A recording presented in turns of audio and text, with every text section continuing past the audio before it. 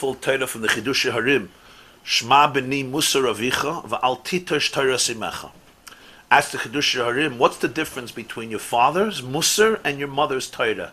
And why is your father's called Musar and your mother's called Torah? And why by your father it says listen, Shma, and by your mother it doesn't say listen, it says don't abandon Torah simecha. So the Chidushei Harim says very, very movingly that there is the Torah we learn from our fathers as we grow up. There is the Torah we learned in our mother's womb, 9 months. He says that's Torah is not Musar. That's Torah simecha. Your father tells you what to do. In the 9 months, he didn't tell you what to do. They taught you Torah. It says, Shma b'ni Musar Avicha. The Musar of your father you have to listen to. You never heard it before. Torah of your mother you already know. It's in the Bekishkas. You already know it. Al titosh Torah simecha.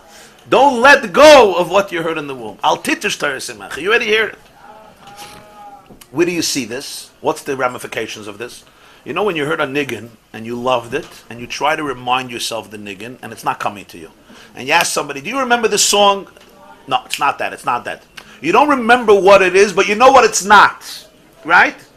If you don't remember what it is, maybe it's something else. No. You know what it's not.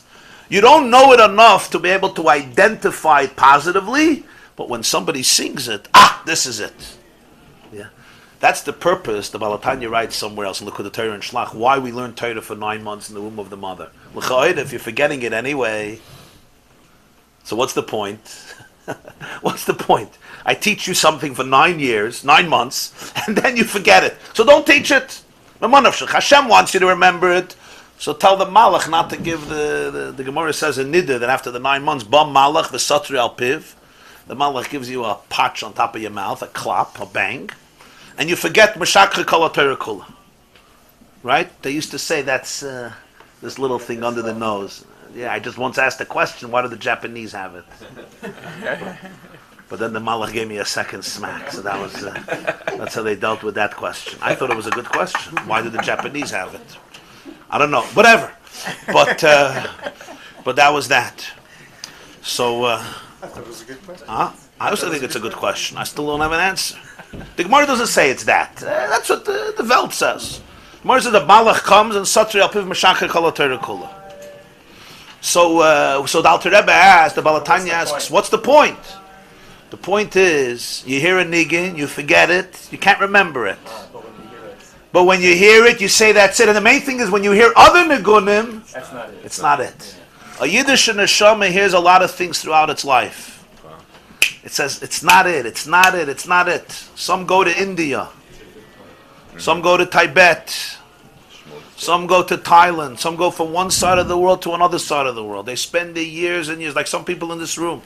Either geographically they go around or existentially they travel everywhere. They're looking for the niggin. And they hear there's a lot of melodies out there. In Likkutei Maharan, you have in Likkutei Maharan Yidden, there's a whole section there that everything has a niggin. Da, he says, no, everything has a niggin. The Rabbi Nachman says, even Apikursus has a niggin. That's what he says. But you're singing the wrong niggin. Everything has a niggin. So you hear nigunim, you hear a lot of melodies, but it's not that, it's not that, it's not that. And then you hear the niggin, and you just know it's that. That's Torah simecha. That's al titosh Torah simecha. And the truth is, if you really, the emes is as follows. How do you know you're listening to Torah? And how do you know you're teaching Torah? If what you hear, you already knew.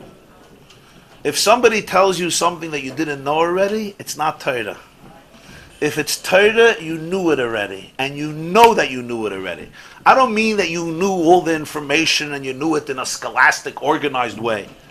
But you knew it. It resonates. It goes in a very deep place. If it does not, be careful. It may not be Torah. It can be Torah's lakshan. It can be Torah's abuse. But it's lav dafka Torah. If it's real Torah, you're not telling people something new. You're telling them something that they really, maybe subconsciously, but it's very, very deep. It's a niggin that they heard already. It's a niggin they heard already. Al titish Torah simach. That's the parameter if it's real Torah. If it's not real Torah, then it's new things. Kol mash